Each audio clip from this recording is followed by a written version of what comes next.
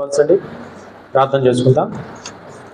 పరిశుద్ధ ప్రేమల మా ప్రభువ, పరలోకమందున మా తండ్రి, మీ శ్రేష్టమైన ఘనమైన నమ్మకందనాన్నైనా సర్వశక్తి మంత్ర సర్వాధికారి సకల ఆశీర్వాదాల కారణముతో గొప్ప దేవుడా మీకే వందనాలు.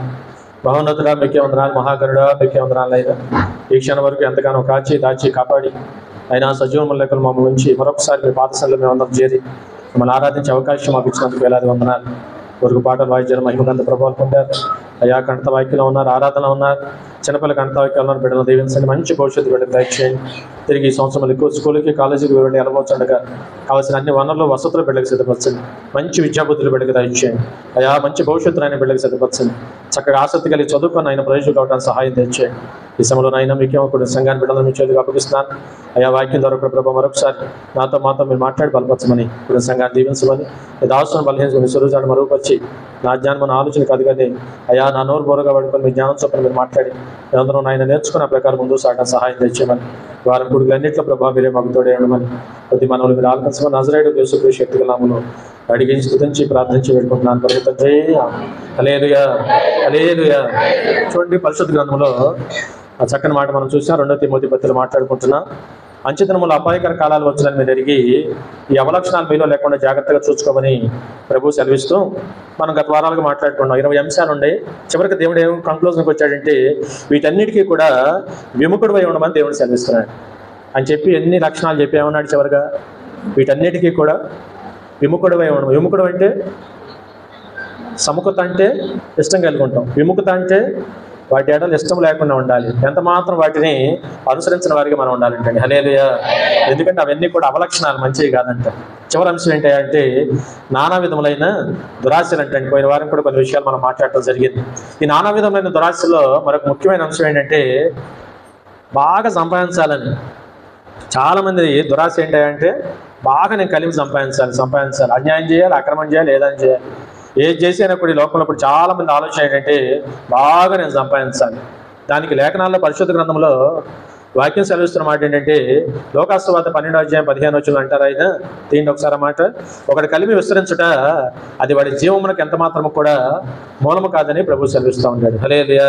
తీయండి మాట. లోకాసువార్త 12:15. మరియు ఆయన వారితో మీరు ఏ విధమైన లోపమునకు ఎడమియక జాగ్రత్త పడు. హల్లెలూయా. కొంచెం ముందు చదువయా. ఆయన పోయి తీర్పరగానైనను అవును ఏ విధమైన లోపమునకు ఎడమియక జాగ్రత్త పడుడి. ఒకని కలిమి విస్తరించుట అది వారి జీవమునకు. బాగా ఆలకించండి, పరిశుద్ధ గ్రంథం ఎంత స్పష్టంగా చెప్పారు. ఒకటి కలిమి విస్తరించినంత మాత్రాన అది వాడి జీవమునకు. చెప్పాలి, అందరూ తెలిసిన మాటే. హల్లెలూయా. వచ్చేయాలి, వాక్యంలోకి వచ్చేయాలి. కాబట్టి అందుకనే వాడి జీవమునకు అది మూలం కాదంటే. జీవం అంటే తెలుసు కదా, బ్రతికుంటాం. లేఖనం సెలవిస్తున్నా ఉంది మన జీవితాల్లో ఈ లోకంలో 70-80 ఏళ్ళు కాదు, రేపొద్దున మన ఆత్మ కూడా జీవం కలిగి ఉండాలి. హల్లెలూయా. ఇవాళ క్రైస్తవ జీవితంలో మనము పరుగులు పెట్టేది వాక్యం విని జాగ్రత్త పడాల్సింది ఏంటంటే ఈరోజు శరీరానుసారంగా 70-80 లోపల మనం నిద్రించిన మన ఆత్మకు రక్షణ కావాలి. ఆత్మ మరణించకూడదు. ఆత్మ పరిశుద్ధమైన స్థలంలో, ఆత్మ భద్రత కలిగిన స్థలంలో మరి భద్రపరచబడాలి. ఆత్మ భద్రపరచబడాలి. ఆ జీవం మనం పొందాలి అంటే ఆ జీవం పొందడానికి కలిమి ముఖ్యం కాదంటే. కలిమి అంటే బాగా సంపాదించడం. బాగా సంపాదిస్తే వాడు ఏమైనా బతుకుతాడని గ్యారెంటీ ఉందా? చెప్పండి, ఉందా ఏమన్నా? ఒకటి కలిమి విస్తరించుట అది వాడి జీవమునకు. ఏం మాట్లాడలేదు? జీవమునకు. మీరు మాట్లాడినాక అక్కడ ఆగుతాను నేను. లేదు, వాడి జీవమునకు అది మూలం కాదు, అది అవకాశం లేదు అసలు సహోదరి. అందుకని రోజున మరి వాక్యం అంటే మన అందరి జీవితాలు కూడా ప్రభు మాటలు ఎందుకు చెప్పారు, ఆయన వాక్యం ఏమిటి, ఆయన ఉద్దేశం ఏమిటి?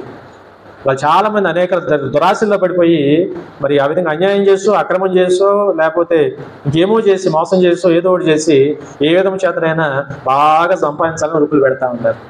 బైబిల్ అర్థం చేసుకుంటే, వాక్యం బాగా మనం వినగలిగితే దేని వెనకాల మనం పరిగెత్తాలో మనకు అర్థం. హల్లెలూయా. ఏది మనకు విస్తరించాలో, మనకి ఏది విస్తరించాలంటే భయభక్తులు కలిగి దేవుని కృప మనకు విస్తరించాలి. కృప విస్తరించబడాలి తప్ప కలిమి విస్తరించబడటం చేత అది మన జీవమునకు మూలం కాదండి. హల్లెలూయా. అందుకని ఏం విస్తరించబడాలి? మనకి దేవుని కృప విస్తరించబడాలి. ఏం కావాలని కోరుకోవాలి? దేవుని కృప నాకు కావాలి. దేవుని కృప ఉంటే ఎక్కడ బ్రహ్మాండంగా ఉంటాం, రేపు పొద్దున అక్కడ బ్రహ్మాండంగా ఉంటాం. హల్లెలూయా. ఇక్కడ మన ఆత్మల కాపరి, ఆత్మల రక్షకుడు అయింది కాబట్టి ఆ రీతిగా లేఖనాల ప్రభు ఈ ఉదాహరణలన్నీ చెప్తూ అంటున్నారు చక్కని మాటలు. ఇంకా ధనవంతుడి జీవితం కూడా ఛాన్సార్లు మనం మాట్లాడుకున్నాం. నానా విధమైన దురాశలు, విపరీతమైన దురాశ, విస్తారంగా దేవుడు అతనికి ఆశీర్వాదం ఇస్తే తిను తాగు సుఖించమని దేవునికే కోపం తెప్పించి, అవునా కదా, ఆ రాత్రి కాల సమయంలో ప్రాణం పోగొట్టుకున్న ఆ సంగతి లేఖనాలు మనం చాలా సందర్భాలు చూసాం. కాబట్టి ఈనాడు వాక్యం అంటే మన జీవితాల్లో బాగా ప్రభు మాటల మీద దృష్టి పెట్టి అటువంటి దురాశలు ఎక్కడన్నా మనలో బయలుదేరుతున్నాయో, ఎంతకాలం ఉన్నా నేనే తినాలి, నేనే కట్టాలి, నేనే దాచుకోవాలని ఆలోచన తీసివేసి కష్టాజితం శుభ్రంగా మనం న్యాయంగా సంపాదిస్తూ మనకు కలిగిన దాంట్లో శుభ్రంగా మనం బ్రతుకుతూ పేద సాధులకి దేవునికి కొంత ఖర్చు పెట్టగలిగితే మన జీవితానికి పరమార్థం లభించుతుందండి. హల్లెలూయా. హల్లెలూయా. తిమోతి పత్రికలో చక్కని మాటను చూడండి. ఒక మాట మొదటి తిమోతి రాసిన పత్రిక 6వ అధ్యాయంలో మరి 9వ వచనంలో చూడండి. 7 కూడా చదువమ్మా. మనం ఈ లోకంలోనికి ఏమీ తేలేదు, దీనిలో నుండి ఏమీ తీసుకొని మనం పోలేము, కాబట్టి అనవసరములు గలవారమై ఉండి. అందుకని వాక్యం వింటా ఉండాలి. వినాలి వద్దా? వాక్యం వినాలి, వాక్యం చదవాలి. వాక్యం మరి సేవకులు చెప్తాం, దాంట్లో ఉన్న లోతులు మనం గ్రహించాలి. నిజంగా మన జీవితాలకు ఒక తృప్తి లభించుద్ది వాక్యం వింటే. హల్లెలూయా. చెప్పండి, దేవుడు ఏం చదివిస్తా ఉన్నాడు ఇక్కడ? మనం ఈ లోకంలోకి ఏం తేలా, ఈ లోకం నుంచి ఏమీ తీసుకెళ్ళాం, అవునా కదా? విన్నా కదా, చెరుకూరు రామోజీరావు గారు చనిపోయాడు, అవునా? కొన్ని వేల కోట్లు, మంచిదే కాదంట్లా, నీతిగా నిజాయితీగా ఆయన రోజు సంపాదించారు. కానీ వాళ్ళు పోతా పోతా మనిషి ఏమీ తీసుకువెళ్ళట్లేదు కదా. ఉదాహరణ కోసం చెప్తున్నాను, వేరే కాదు. రామోజీ ఫిలిం సిటీ అయిందే, ఈనాడు సంస్థలు అయినవే, మార్గదర్శి అయిందే, చాలా ఉండే అసలు సోన్ మరి దిగ్గజం అన్నాడు, వ్యాపార రంగాల్లో దిగ్గజం ఆయన. కాబట్టి కానీ ఈ రోజున 85 సంవత్సరాలు, కానీ మరి ప్రతి మానవుడి లోపల నిద్రించవలసిందే. గమనించాలి బాగా. నిద్రించిన రోజున ఇహలోక సంబంధమైనది ఏది కూడా మనం తీసుకువెళ్ళలేము ఈ రోజున. హల్లెలూయా. అందుకని దేవుని వాక్యం ఏం చెప్తా ఉంది, పరిశుద్ధ గ్రంథం ఏం సెలవిస్తా ఉంది, ఎందుకు ఆయన ఇన్ని సందర్భాల్లో ఈ మాట మనం చెప్తున్నాడని కాస్త వాక్యం మీద, దేవుని మాట మీద కొంచెం ఫోకస్ మనం పెట్టగలిగితే, కాస్త లోతుగా మనం దృష్టి పెట్టగలిగితే నిజమే కదా, ఈ లోకంలోకి మనం ఏమి తీసుకురాలా, ఈ లోకం నుంచి మనం ఏది కూడా వెళ్ళలేము. అందుకని యోగు గారు అంటాడు మరో సందర్భంలో, దిగంబరిగా వచ్చాను, దిగంబరిగా వెళ్ళిపోతాను, దేవుని నామానికే మహిమ కలగాలి. హల్లెలూయా. యెహోవా ఇచ్చారు, యెహోవా తీసుకున్నాడు, ఆయన నామానికే మహిమ కలగాలి. అందుకని ఈ మాటలు వింటా ఉంటే కొంతమంది జీవితాల్లో ఈ నానా విధమైన దురాశలో పోకుండా ఉంటాం. వాక్యం ఏం చేస్తుంది? దేవుడు తృప్పిమన్నాడు కదా, మనకి ఎందుకు? నా ఆత్మరక్షణ ముఖ్యం. ఏ రక్షణ ముఖ్యం? నా ఆత్మరక్షణ ముఖ్యం. ఖచ్చితంగా ఈ రోజున వాక్య ప్రకారంగా విన్నప్పుడు ఏమి తీసుకురాలా, ఏమి కట్టుకోము. దీనికోసం ఎందుకు తాపత్రయపడాలి? కోట్లు అన్యాయం, అక్రమం చేసి, ఎవరిని మోసం చేసి ఎందుకు సంపాదించాలి? సంపాదిస్తే అదేమన్నా మనకు ఆశీర్వాదం, అదేమన్నా మనకు తృప్తినిస్తుందా? అందుకని ఈ కడవ దినాల్లో అట్లాంటి నానా విధమైన దురాశలోకి చాలా మంది లోకం వెళ్ళిపోతున్నారు కనుక కనీసం వాక్యం వింటున్న వారైనా, పరిశుద్ధ గ్రంథాన్ని చేతపట్టిన వారైనా ఆ నానా విధమైన దురాశలోకి వెళ్లకుండా ఉండడానికి ఇట్లాంటి వాక్యాలు బాగా మనం వింటా ఉండాలంటే. హల్లెలూయా. అందుకని ఈ లోకంలోకి ఏమీ తీసుకురాలేదు, దీనిలోంచి ఏమి మనం కాక అన్నవసరము గలవారమై ఉండి. ఏ వస్త్రాలు? దేవుడు చక్కగా పోషిస్తూ ఉండాడు. అనవసరము కలిగిన వారమై ఉండి వాటితో మనం ఏం చేయాలంటే తృప్తి పొందాలి. ఎబ్రీ బెత్తులో చక్కని మాట ఉంది కదా, ఏముంది అక్కడ? ధనాపేక్ష లేని వారైతే, అందుకని అనవసరంలో కలిగిన వారైతే, ధనాపేక్ష లేని వారైతే ఏ ఆపేక్ష ఉండకూడదు?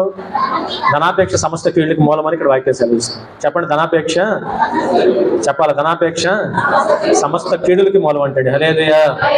మీరు అనొచ్చు, బట్ అది లేకపోతే పని ఎక్కడ అవుతుందండి? ధనము అవసరమే, అవసరం మేరకు ధనం అవసరమే, అవసరం మేరకు మనం సంపాదించాలి. కనీస అవసరాల కొరకు తప్పనిసరిగా మనం ఎవరి దగ్గర చేసాల్చకుండా, ఎవరిని అడుక్కోకుండా మనమే పెట్టే స్థితిలో ఉండాలి. ధనము సంపాదించి కనీస అవసరాల కొరకు ఒక పరిమితముగా జాగ్రత్తగా దాన్ని సంపాదించడం తప్పులేదు. కానీ ఈ అపరిమితముగా దాంట్లోనే ధ్యాసపడి కోట్లు వందల ఎకరాలు, కోట్ల ధనము ఈ రోజున లోకంలో మంత్రులైన వారు, లేకపోతే రాజకీయ నాయకులు ఎంతెంత ఉందో లెక్కలో పత్రాలు లేని పరిస్థితి అన్నమాట. అది అపరిమితమైన దురాశ. అది చాలా ప్రమాదకరం. ఈ కడవ దినాల్లో కనీసం వాక్యమైన మన జీవితాల్లో దేవుని వాక్యమే సెలవిస్తూ ఉందని వాక్యం మీద దృష్టి పెట్టి కాస్త ఈ లోకంలో మనం బ్రతకడానికి, మన బిడ్డలను చదివించుకోవడానికి, మన కనీస అవసరాల కొరకు చక్కగా మనం కష్టపడి సంపాదించుకొని జాగ్రత్త చేసుకున్నప్పుడు వీటి కష్టాజితంతో పాటు దేవుని కృప కూడా తోడవడానికి అవకాశం ఉంది. హల్లెలూయా. ఈ కష్టాజితంతో పాటు దేవుని కృప తోడైతే మన కుటుంబాలు అలా వెళ్ళిపోతామంటే ఎప్పుడు ఏది అవసరమో మనకు దేవుడు తీరుస్తూ ఉంటాడు. తీరుస్తాడా లేదా? బ్రహ్మాండంగా మన దేవుని తప్పక తీరుస్తాడు. కాబట్టి దీంతో పాటుగా ఇదే ముఖ్యం కాదని బైబిల్ సెలవిస్తాం. దాంతో పాటుగా మనం ఇంకేం చేస్తున్నాం? దైవభక్తి గొప్ప లాభ సాధకం. చెప్పండి, దైవభక్తి గొప్ప లాభ సాధకం. కాస్త ఎక్కువ పని దేవుని పని నేను చేసుకుంటాను. ఆధ్యాత్మిక జీవితం వాక్యం నాకు అర్థమైంది, వాక్య ప్రకారంగా నేను ప్రార్థన చేసుకుంటాను, లేకపోతే నేను రక్షించబడాలి, నా ఆత్మ రక్షించబడాలి, నా కుటుంబం రక్షించబడాలి అని ఈ ధ్యాసంలో ఎక్కువ అవ్వాలంటాడు. అందుకనే తిమోతి పత్రులు అంటాడు, శరీర సంబంధమైన సాధకము కొంచెం మటుకు చాలు కానీ ఆత్మ సంబంధమైన ఈ సాధకము రెండింతలు కావాలంటాడు. హల్లెలూయా. రెండింతలు అంటే 24 గంటల్లో ఎన్ని గంటలు మనకు రోజుకి? 24 గంటల్లో ఒక 8 గంటలు శరీర సంబంధంగా ఉద్యోగం వ్యాపారం చేసుకో. అందుకని వాళ్ళ గవర్నమెంట్ ఆఫీసుల్లో చాలా చోట్ల పని గంటలు ఎన్నంటే 8 గంటలు పని గంటలు. ఎక్కడైనా ఎన్ని గంటలు? 8 గంటలు దాటింది అనుకోండి, ఆ యజమాని ఆ పని వానికి ఓటీ ఇవ్వాలి.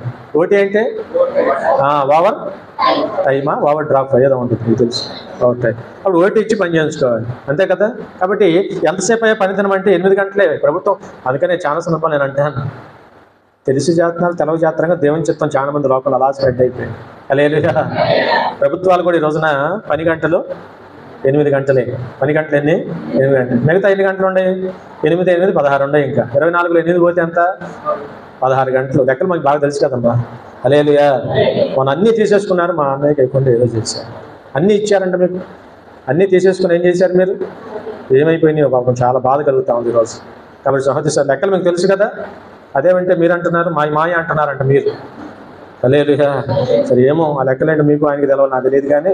కాబట్టి 24 గంటలు 8 గంటలు పోతే మిగతా 8 గంటలు 16 గంటలు దైవ సంబంధమైన ధ్యాస ఆలోచనకరం మనం ఉన్నప్పుడు ఇది నీకు నిజంగా ప్రయోజనకరం అంటే. హల్లెలూయా. అందుకనే తిమోతి పత్రికలో చక్కని మాట ఉంది, ఏమా మరి అన్న వస్త్రములు కలిగిన వారమైతే కలిగిన దాంతో ఏం చేయాలి? తృప్తి పొందాలి. ఇంటున్నారు మాటలు. ఇప్పుడు మనం ఎన్నో అనుకుంటాం లోకంలో, ఉండలేం. కానీ వాక్యం దగ్గరికి వస్తే వాక్యం మన బ్రతుకులు మార్చుద్ది. వాక్యం చాలాసార్లు మాట్లాడుతూ ఉంటుంది. వాక్యం మనకి సంగతి చాలా విషయాలు నేర్పుద్ది. వాక్యం నిజంగా చాలా శక్తివంతమైన వాక్యం. ప్రవచనములైనను దర్శనములైనను నిరంతరం అయిపోతాయేమో కానీ దేవుని వాక్యం నిరంతరము కూడా నిలిచి ఉంటుందండి. హల్లెలూయా. హల్లెలూయా. కాబట్టి అటువంటి నిలిచి ఉండేది వాక్యము కనుక, నిలబడేది వాక్యము కనుక వాక్యం మీద ఎక్కువ దృష్టి పెట్టాలి. ఎందుకు చెప్పారు ప్రభు ఆ మాట అని కొంచెం మనం మనసును పెట్టి అసలు ధ్యాస దేవుని మీద భయభక్తులు కలిగి మనం ఉంచగలిగితే నిజంగా మనకు అది ఆత్మతృప్తిని ఇవ్వడానికి అవకాశం. అందుకని వాక్యం సెలవిస్తున్నమాట, తృప్తి కలిగి ఉండటం ఏంటో వాక్యం నేర్పుద్ది. అప్పుడు నానా విధమైన దురాశలకు మనం పోం. నాకు జాలయ్యా బాబు. కొంతమంది ఉంటారు చూడండి, ఈ రోజున నువ్వేమి ఇస్తానన్నా చూడండి, నాకు అవసరం లేదు, నాకున్నది నాకు చాలు, నాకున్నది నాకు చాలు, నా కష్టార్జితం నాకు చాలు, నాకు దేవుడు ఇచ్చింది నాకు చాలు, నాకు ఉద్యోగం ఇచ్చాడు, రెక్కలకు సత్వం ఇచ్చాడు, నాకు ఆరోగ్యం ఇచ్చాడు, న్యాయంగా సంపాదించుకోమన్నాడు, న్యాయంగా సంపాదించుకుంటాడు. వాళ్ళు చాలామంది ఉద్యోగస్తులు లోపల ఉండారు. అవునా? 1,00,000 రూపాయలు ఉద్యోగం ఉన్నా బలకం చేతులు పెడతాడు. బలకందా? ఎందుకో లంచం. ఏమిటది? లంచం అంట. ఏంటంటే దురాశ సావట. నువ్వు ఉద్యోగంలో ఉన్నావు, అది కరెక్ట్గా పేపర్లో కరెక్ట్గా ఉండి నీ సంతకం నువ్వు పెట్టాలి, అక్కడ పెట్టాలా వద్దా? నీ సంతకం నువ్వు న్యాయంగా పెట్టాలి అక్కడ. కానీ దానికి కూడా మరి ఉద్యోగంలో జీతం తీసుకుంటూ కూడా మరి బలకంద చేతులు పెడతామంటే అవినీతే కదా, అక్రమే కదా, నానా విధమైన దురాశ కదా. ఒక సంపాదించే ఏం పరిస్థితి అయిపోతుంది. కాబట్టి వాళ్ళ లోకంలో సహోదరు అందుకనే వాక్యం కాస్త వినగలిగే మరి వాక్యం మీద మనసు పెట్టగలిగితే ప్రభు చెప్పే మాటలు మనకు అర్థం అవడానికి అవకాశం ఉంది. అందుకని తృప్తి కలిగి ఉండమని బైబుల్ చదివిస్తాం. ఎందుకు వస్తే అక్కడే మాట, ధనవంతులకు అపేక్షించువారు శోధనలను ఉరిలోను అనేకమైన అట్టి మనుషులను ఎందుకనగా కొందరు దాన్ని ఆశించి నానా బాధలతో హల్లెలూయా హల్లెలూయా ఎంత బ్రహ్మాండంగా చూడండి వాక్యం అక్కడ ఉందా లేదా? అందుకని ఈ రోజున ఇంకా నానా విధమైన దురాశలు మనం ఎందుకు పడాలి? వాక్యం స్పష్టంగా సెలవిస్తామని మీరు గమనించండి. ఈ ధనవంతులు ఒకటి అపేక్షించేవారు. ఎంతసేపటికి కొంతమంది ధ్యాస ఏంటంటే బాగా సంపాదించాలి, నిద్రాహారాలు మానేసి సంపాదించాలి, గొడ్డుకు మజరాజును సంపాదించాలి. 120 కీర్తనలో చక్కని మాట ఉంది కదా, చాలా పెందకాళ్ళు ఇచ్చి చాలా రాత్రి అయిన వరకు కష్టపడుతుంటారండి కొంతమంది. ఎప్పటి నుంచి? చాలా పెందకాళ్ళు ఇచ్చి చాలా రాత్రి అయిన దాకా. అందుకని ప్రభు అంటారు అక్కడ, నువ్వు ఆ విధంగా పడ్డ ప్రయాస చేసే ప్రయాస అంతా వ్యర్థమేగా అంటాడు దేవుని రోజు. హల్లెలూయా. ప్రసంగం అంటాడు, భక్తులు వేరైనా మాటలు ఎంత బాగుంటాయో. ప్రసంగం అంటారు, సూర్యుని కింద సమస్తము వ్యర్థము వ్యర్థము వ్యర్థం అని ప్రసంగం చెప్తున్నాడండి. అందుకనే సంపాదన అవసరమే, కష్టపడటం అవసరమే, ఉద్యోగం వ్యాపారం చేయడం అవసరం. ఎంతవరకు అంటే మన ఈ లోకంలో జీవనం సాగించడానికి, కాస్త కోస్త మన బిడ్డలకి రేపొద్దున మంచి భవిష్యత్తు ఇవ్వడానికి తప్ప మించింది ఏదైనా ప్రమాదమే. అందుకని అన్ని విషయాల్లో మితం అన్నాడు పౌలు గారు మరోసారి. చెప్పండి, ఎన్ని విషయాల్లో? అన్ని విషయాల్లో మితం. ఏది ఎక్కువైనా ప్రమాదమే కాదు. తిండి ఎక్కువైన ప్రమాదం కాదు. తిండి ఎక్కువైతే ప్రమాదమే, ఆరోగ్యం. తిండే ఆరోగ్యం, తిండే ప్రమాదం. అవునా కదా? అవునా కదా? అవునా కదా? మనకు బలాన్ని ఇచ్చేది ఆహారమే, అది ఎక్కువైతే రోగం తెచ్చిపెట్టేది కూడా ఆహారమే రోగంగా మారుద్ది అంటే. ఎక్కువైతే ప్రమాదమే కదా. ఏం చేయాలి అది? సహోదరు, అందుకనే మితంగా ఉండాలి, మితంగా ఉండాలి. అది ఆహారమైనా, సంపాదన అయినా, లేకపోతే లోక సంబంధమైన చాలా ఆలోచనలు ఉన్నాయి కదా. ఏ విషయమైనా మితం కలిగి మన జీవితాలు వెళ్ళగలిగితే, అంటే కంట్రోల్గా ఉంటాం నేర్చుకోవాలి, బ్యాలెన్స్గా ఉంటాం నేర్చుకోవాలి. ఆ బ్యాలెన్స్గా ఉంటాం, కంట్రోల్గా ఉంటాం మనం ప్రాక్టీస్ చేయగలిగితే, ఇంతకు మించి నాకు అక్రమంగా వచ్చే సంపాదన ₹1 నాకు వద్దు. పరిశుద్ధ విషయంలో భక్తులు అంటారు చక్రమాట, అయా దేశంలో ఏదైనా నా ఇంటికి ఆశీర్వాదం రావాల్సి ఉంటే అది నీదైన ఆశీర్వాదం తప్ప ఈ లోక సంబంధమైన ఆశీర్వాదం ఏది నా ఇంటికి రావడానికే వీల్లేదన్నాడు భక్తుడు. హల్లెలూయా. అట్లాంటి ఖచ్చితమైన స్పష్టమైన నిర్ణయాలు ఈ రోజున ఖచ్చితంగా మనకు ఉండాలి. ఇవాళ దేవుని మహాకృపను బట్టి నేను విన్నాను, చాలా మందిని విన్నాను, అట్లా ఖచ్చితంగా మాకు చాలు, మాకొద్దు, ఏం సంపాదించి ఎవడో పెట్టాలా అని నిజంగా తృప్తి కలిగి న్యాయబద్ధంగా సంపాదించి చక్కగా నానా విధమైన దురాశలు పడకుండా హ్యాపీగా జీవితాలు గడుపుతున్న వారు చాలా మంది ఉన్నారు వాళ్ళ లోపల. హల్లెలూయా. పైగా ఇది అర్థమైన వాడు నిజంగా చాలా తృప్తి కలిగి ఉంటాడు. ఈరోజు బ్రహ్మాండంగా వాక్యం మార్చొద్దు. వాక్యానికి శక్తి ఉందా లేదా? వాక్యానికి శక్తి ఉంది. అందుకని వాక్యం బాగా వినాలి, దేవుని దగ్గర రావాలి, చక్కగా మరి సంగతులన్నీ ఆలోచనని పక్కన పెట్టి కాసేపు దేవుని వాక్యం మీద దృష్టి పెట్టి వాక్యం చదవాలి, వాక్యం వినాలి. వాక్యం చెప్తున్నప్పుడు ఆలకించే సంగతులు మనం గుర్తు చేసుకోగలిగితే బ్రహ్మాండమైన ఆశీర్వాదం ఉందండి. హల్లెలూయా. అందుకని సరే, ఈ ధనవంతుడు మీద అపేక్ష కలిగి, బాగా దురాశ కలిగి, నానా విధమైన దురాశ చేత బాగా సంపాదించాలి అనేవాడంట ఒక 8 రకాల కీడులో పడతాడంట. అర్థమవుతుందా? ఒక రాయబడిన మాటలో మీరు చూడండి, ధనవంతులు అవ్వడానికి బాగా ఆశపడేవారు, అపేక్షించేవారు, దాన్నే కోరుకునేవారు. దేని కోరుకుంటున్నారు కొంతమంది వాళ్ళు? అందుకని కీర్తనలు దావీదంట చక్రమాట, ఏదైనా మనం కోరుకోవాల్సి వస్తే దేన్ని కోరుకోవాలి? దేవుని కోరుకోవాలి, వాక్యాన్ని కోరుకోవాలి. అది నీకు జీవం. హల్లెలూయా. కోరుకోవాల్సి వస్తే దేన్ని కోరుకోవాలి? అందుకని వెండి బంగారముల కంటే, అవునా కదా? అందుకని రోజున మరి చూసినప్పుడు మన జీవితాల్లో తప్పనిసరిగా ఆ విధమైన దాన్ని కోరుకోవాలి. ఈ పాజ్ పెడతారా లేదా కంటిన్యూ చేయను? బాగానే ఉందా? కాబట్టి ఆ రీతిగా మన జీవితాల్లో దయచేసి మనం గమనిద్దాం, ఆలోచన చేద్దాం, ఆ ప్రకారం ముందుకెళ్లే వారిగా ఉందాం. అందుకనే నానా విధములైన దురాశల్లో పడకుండా మనం జాగ్రత్త పడాల్సిన అవసరం ఉంది. అందుకని అక్కడ ఒక 8 విషయాలు మనం స్పష్టంగా కనపడతాయి. అంటే ఏంటి? ఒక్కొక్క విషయం మనం చూద్దాం. మొదట, శోధనలో పడిపోతున్నారు. చూడండి, ధనాన్ని మీద బాగా అపేక్ష పడిగా ధనం బాగా సంపాదించిన వాడు ఎప్పటికీ మీరు గమనించండి, శోధనలో పడుతున్నారు లేదా? మనం వివరంగా చెప్పాలంటే నేను చాలా సమయం పట్టుద్ది ఈరోజు. కాబట్టి చాలా సందర్భాల్లో నిజంగా ఆ బాగా సంపాదించినప్పుడు బోల్డ్ శోధన, వాడికి మామూలు శోధన కాదుగా. చాలా మంది కోర్టుల చుట్టూ వాళ్ళ పదవుల్లో ఉన్నప్పుడే తెగ సంపాదిస్తారు. పదవులు పోయినాక మళ్ళీ రేపు వీడు ఆడిని వాయిస్తాడు, ఈడిని వాయిస్తారు. కేసులు, శోధనలు ఉన్నాయా లేవా? మరి నువ్వు సంపాదించిందా నువ్వు కాపాడుకోవడం నాన్న తిప్పలోనే లేవా? నీ దగ్గర నా దగ్గరికి ఎవడొస్తాడు? ఏం పని ఉందా మనతో? వాళ్ళకి ఉందా? మనకేమైనా శోధనలు ఉన్నాయా? ఎందుకంటే మనం అక్రమంగా సంపాదించలేదు కదా. సంపాదించిన వాడికి శోధన. హల్లెలూయా. అక్రమంగా సంపాదించిన వాడికి ఏమొస్తుంది? బైబుల్ చెప్తుందండి. బైబుల్ చెప్పిందా తిరిగే ఉంది దానికి. అక్కడ విపరీతంగా అడ్డగోలుగా సంపాదించాలనుకునేవాడు నానా విధములైన శోధనలో పడతాడు. ఒకటి. రెండో మాట ఏముంది అక్కడ? ఊర్లో పడతాడు అంటండి. రెండో మాట ఏముంది అక్కడ? ఊర్లో నాకు కనపడతాను, మీరు ఒకటి అందించాలి నాకు. హల్లెలూయా. రెండో మాట దేంటో పడతాడంటే, ఉరి వాళ్ళు అవునన్నా కాదన్నా విపరీతమైన ధనాపేక్ష మనిషిని ఎక్కడ తీసుకెళ్ళిపోతుంది? ఊళ్ళో తీసుకెళ్ళిపోతుంది. వాళ్ళ ఇస్కరియోతు యోధ ఏం పోసుకున్నాడు? ఉరి పోసుకుని చచ్చిపోయాడు. దురాశే కదా. అట్లా బైబుల్లో మీకు తెలియదు ఏముంది? ఆకాను గురించి పోయిన వారని చెప్పి మీరు అన్నారు కదా. హల్లెలూయా. కాబట్టి ఆ విషయంగా రెండో అంశం చూస్తే ఏముందంట? ఆ ఊర్లో పడిపోతున్నాడు. మూడోది చూస్తే అవివేకయుక్తమైన పనిలోకి వెళ్తున్నాడు. హల్లెలూయా. చెప్పండి, ఏ పనిలోకి వెళ్తున్నాడు? అవివేకం అంటే వివేకం లేని పనిలోకి వెళ్ళిపోతున్నాడు. ఇప్పుడు అన్యాయంగా అక్రమంగా సంపాదించేవాడు వివేకం ఏమైనా పని చేస్తాడా? వాళ్ళు మంతులు లేని వారు అయ్యో కార్లు అంటగా, 2 కోట్లు అంటగా, 3 కోట్లు అంటగా, యాడ్ నుంచి వస్తుంది. 5 సంవత్సరాలు రాజకీయ నాయకులు పరిపాలన చేస్తే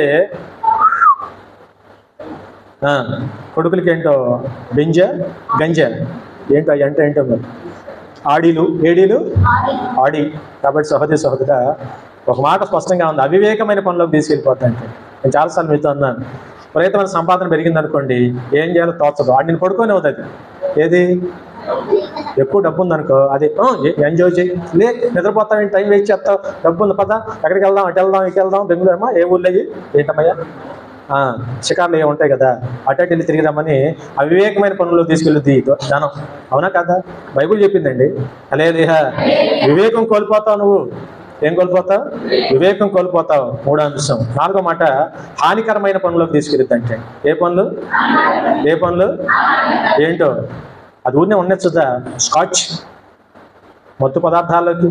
మన ఈ మధ్య రేవ్ పార్టీలు దొరికారు కదా, సినీ యాక్టర్స్ బోర్డు మంది చాలా సందర్భాలు దొరికారు. అమ్మా విపరీతమైన లక్షలు ఖర్చు పెట్టి ఒకరోజు ఎంజాయ్మెంట్ కోసం వెళ్తున్నారు. ఒక్కరోజు ఎంజాయ్మెంట్ కోసం అంత లక్షలు పెట్టి ఖర్చు పెట్టి వెళ్తున్నారు అంటే అది వాళ్ళ హానికరమా కాదా?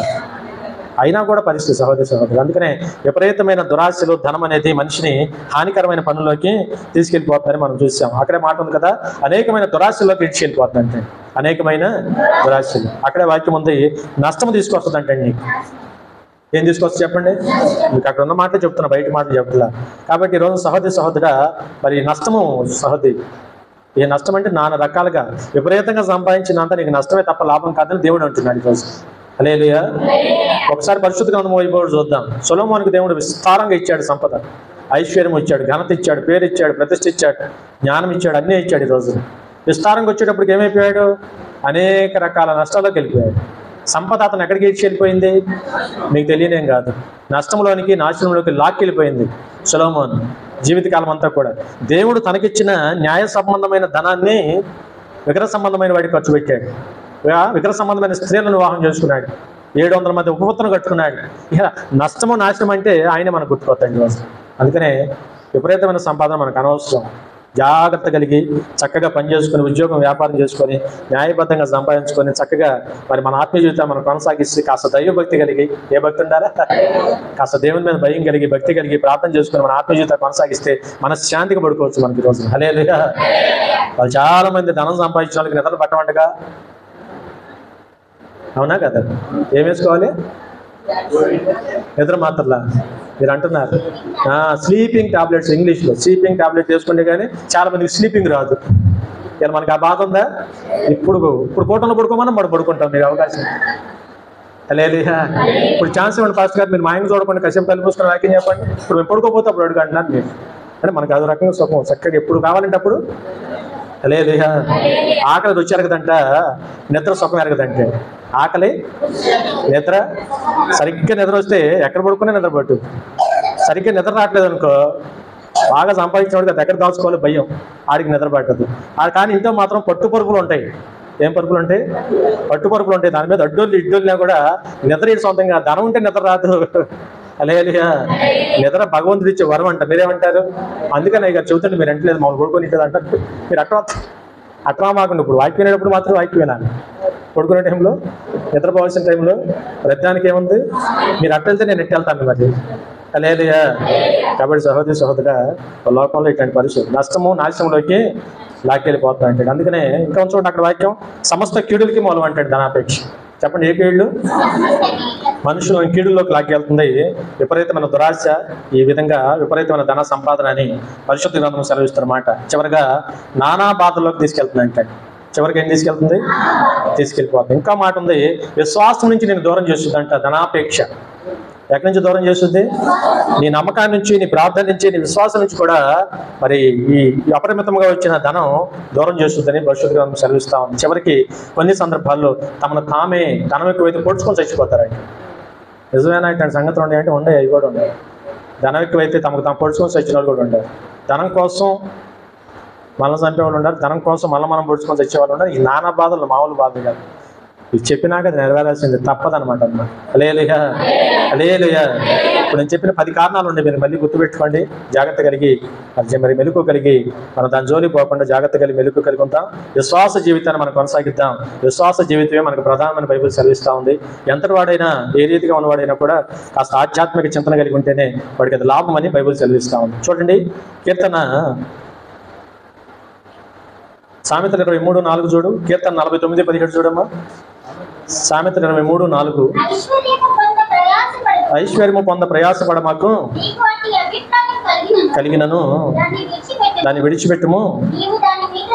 నీవు దాని మీద దృష్టి పెట్టిన ఎడల అది లేకుండా పోగును నిశ్చయముగా. హల్లెలూయా. దేవుడు చెప్పినాక జాగ్రత్తగా ఉండాలి మనం.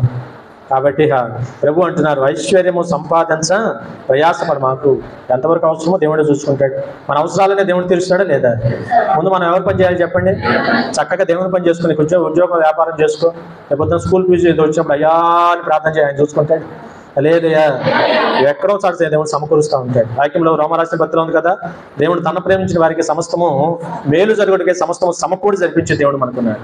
సమస్తము మేలు జరగటానికి సమకూడి ఆ టైంకి దేవుడు జరిపిస్తాడు. అలా ఎన్నో కార్యాలు జరిగినాయి మన జీవితాలు. హల్లెలూయా. కాబట్టి మనమేమి వాటి కోసం ఉరుకులు పెట్టకుండా దేవుడు చెప్పిన మాటను బట్టి జాగ్రత్త కలిగి ఉంటాం. దాని మీద మనసు పెడితే అంటారు ఎక్కడో చెగిరిపోతాంట కదా, జాగ్రత్త కలిగి. కీర్తన 49:17 చూడండి ఒక మాట. కీర్తన 49వ అధ్యాయము.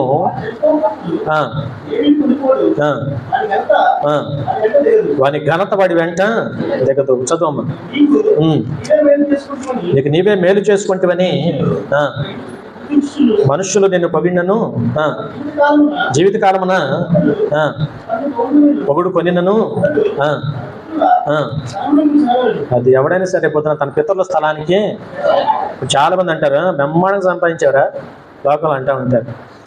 చెప్పండి, బ్రహ్మాండంగా ఆడి ముందు అంటారు, ఆడి వెనకాల ఊరినే వచ్చింది ఇది అంటారా? అందరా బాగా దొబ్బాడు, మన పదవిలో ఉన్నాడుగా, బాగా మేటర్స్ పోయాడు, కానీ ఆడి ముందుకు వెళ్ళినప్పుడు బ్రహ్మాండం సంపాదించా. మొత్తం ఆయన మనుషుల తత్వాలు ఇలాగే ఉంటాయి. బైబుల్ సెలవిస్తున్నమాట, సహోదరి సహోదరుడా, మనుషులు పొగిడినా నిన్ను నువ్వు పొగుడుకున్నా నీ ధనము నీకు అక్కడికి రాదని బైబుల్ సెలవిస్తుంది. హల్లెలూయా.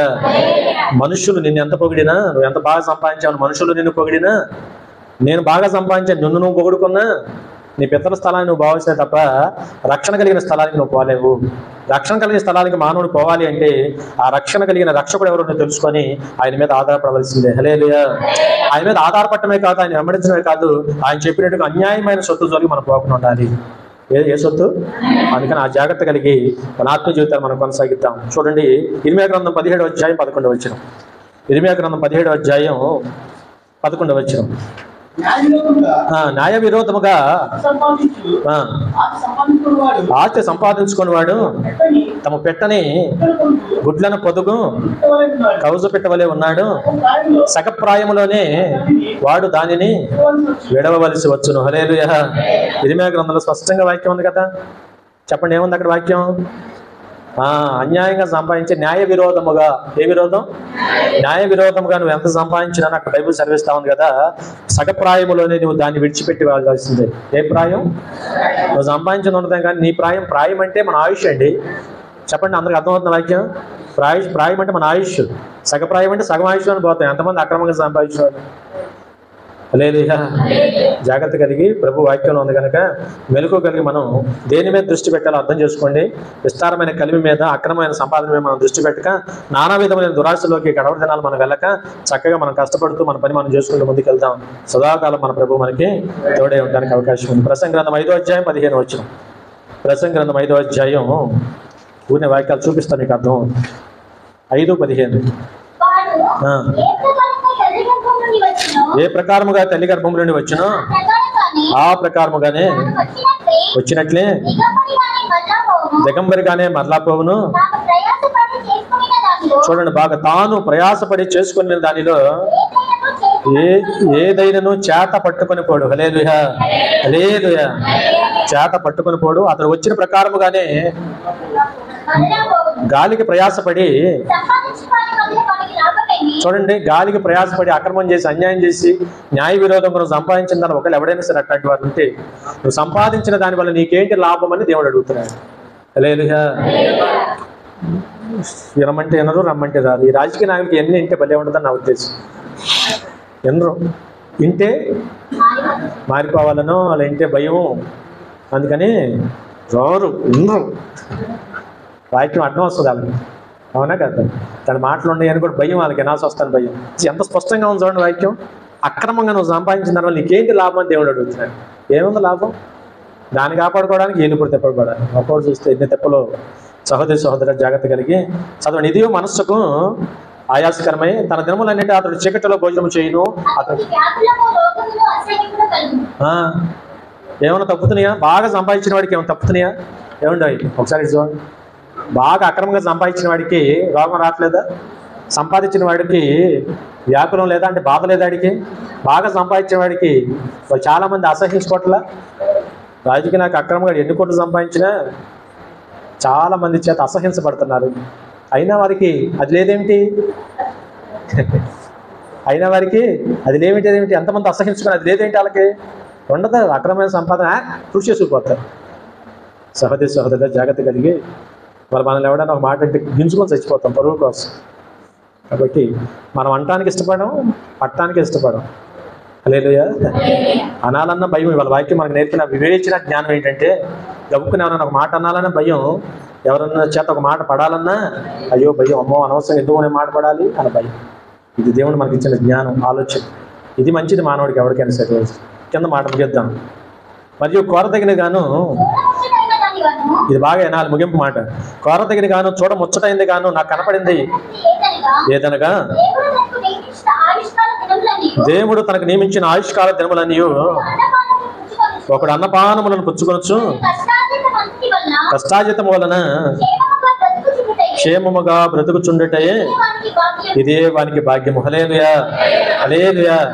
అంటే మనం దేవుడు మనకిచ్చిన ఆయుష్కాలం బాగా గమనించిన ఒక పాయింట్ చెప్పి నేను ముగిస్తాను. దేవుడు మనకిచ్చిన ఆయుష్కాలం అంటే ఆయుష్కాలం ఎవరు ఇవ్వాలి మనకి? ఆయుష్ మన చేతుల్లో ఉందా? అస్సలు లేదు. రేపు సోమవారం మళ్ళీ ఈ వారంలో కొట్టడానికి వస్తామంటే గ్యారెంటీ ఏమో దేవుని చిత్తం అయితే దేవుడు మనకు ఆయుష్ ఇస్తే. హల్లెలూయా. అంటే దేవుడు మనకు కలుగు చేసిన ఆయుష్కాల దినములన్నీ కూడా సొలొమోను, మహాజ్ఞానం సొలొమోను చెప్తున్నాడు, ఒకడు అన్నపానములు పుచ్చుకొంచు తన కష్టాచితము వలన క్షేమంగా బ్రతకటం. అంటే క్షేమం ఎక్కడ దాకా ఉంది? క్షేమం ఎక్కడ దాకా ఉందంటే నీ కష్టాచితంలో క్షేమం తప్ప మిగతాదంతా వ్యర్థం. అర్థమవుతుందా? కష్టపడి సంపాదించింది నీకు క్షేమము తప్ప. అందుకే 128వ కీర్తనలో అంటాడు, ఖచ్చితముగా నిశ్చయముగా నీ చేతుల కష్టాజితము నీవు అనుభవిస్తావు అన్నాడు దేవుడు. నిశ్చయముగా ఖచ్చితంగా నీ చేతుల కష్టాజితం నువ్వేం చేస్తావు? అనుభవిస్తావు. ఊరినే వచ్చింది ఊరినే పోద్ది. అది అందరూ చెప్పేమాట. హల్లెలూయా.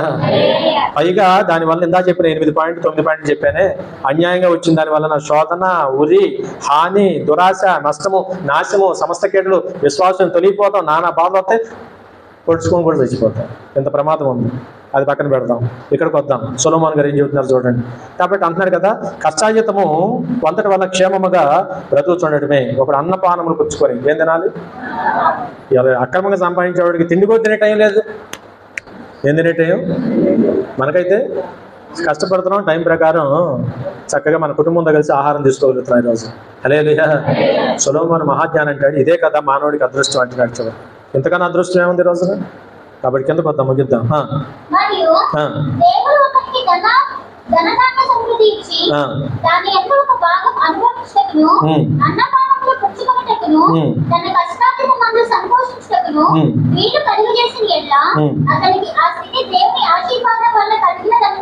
హల్లెలూయా, హల్లెలూయా. మనకిచ్చిన ఈ రోజు మన ఆయుష్, మనకిచ్చిన ఉద్యోగ వ్యాపారం, మనకిచ్చిన కుటుంబము, మనకిచ్చిన బిడ్డలు, శుభ్రంగా మొత్తం రోజు 2 పూట్ల అన్నం తినడానికి దేవుడు మనకిచ్చిన ఆరోగ్యము, ఇదంతా కూడా మనం గమనించి అర్థం చేసుకొని, ఇదంతా దేవుడు నాకు ఇచ్చిన ఈ స్థితి, దేవుడు నాకు ఇచ్చిన ఆశీర్వాదం అని అనుకోవాలంటే, ఈ స్థితి నాకు దేవుడు ఇచ్చిన ఆశీర్వాదం అని అనుకోవాలి. ఖచ్చితంగా ప్రతిరోజు జ్ఞాపకం చేసుకోవాలి. అందుకని బైబిల్లో చక్కని మాట ఉంది. ఒకడంట ధన ధాన్య సమృద్ధి, ధనము ధాన్యము సమృద్ధి. చెప్పండి, ధనము ధాన్యము సమృద్ధి. ధన ధాన్య సమృద్ధి అనేది నాకు దేవుని వల్ల కలిగిందని ప్రతిరోజు జ్ఞాపకం చేసుకోవాలి. ఎవరి వల్ల కలిగింది? దేవుని వల్ల నాకు కలిగింది. కాబట్టి నేను పైగా ఇంకో మాట ఉంది కదా, దాని యందు ఎవరి భాగం వాడు అనుభవించాలి. ఎవరి భాగం? దేవుని మాటలో బ్రహ్మాండంగా ఉంది. అంతా నీది కాదు. అర్థమవుతుందా? అంతా నీది కాదు. కుటుంబంలో ఒక సంపద వచ్చింది అనుకోండి, అంతా ఒకరిదా? దాంట్లో నీ భాగమే నీది, మిగతాది మిగతా వారి భాగం. హల్లెలూయా. పక్కనోడు గుడ్లు కొన్ని తినేస్తే ఎవరి భాగం వాళ్ళు తినాలా వద్దా?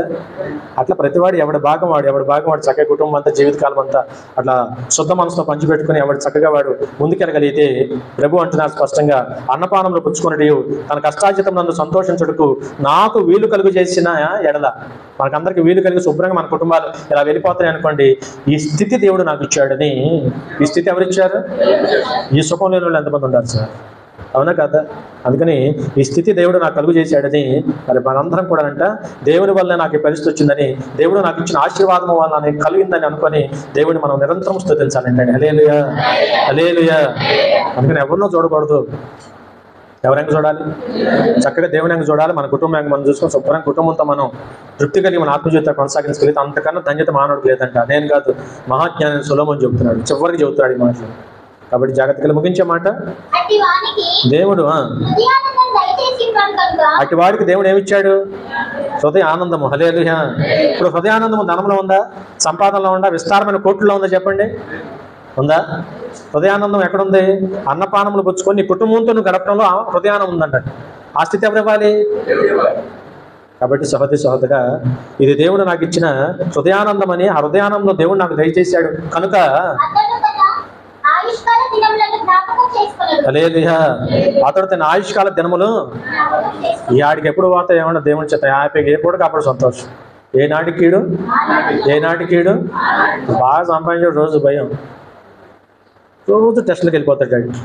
వారానికి రోజు ఒకసారి వెళ్ళిపోతాడు టెస్టులకి. సంపాదన పెరిగే కొద్దీ టెస్టులు పెరుగుతూ ఉంటాయి. ఉంటాను చెప్పండి సార్, ఉంటాను.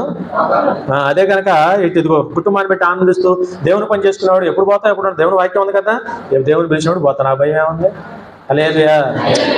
ఆయుష్ను దినములు వాడు జ్ఞాపకం చేసుకోడు అంటాడు. ఆయుష్ దినములు అన్నవాడు జ్ఞాపకం చేసుకోడు. ఈ పూట కళ్ళు తెరిచామంటే దేవుని స్తుతిస్తా ఉంటాం. మన ఆయుష్ అంతా ఆయన చేతుల్లో ఉంది. శుభ్రంగా దేవుని బ్రతికిస్తున్నాడు, బాగు చేస్తాడు. కాబట్టి చాలా మంచి మాటలు, చాలా విలువైన మాటలు అర్థం చేసుకొని మన బ్రతుకాలం అంతా ఈ దేవుడిని మనం ఆరాధించే వారిగా ఉందాం. దేవునితో మనం ముందుకెళ్తాం.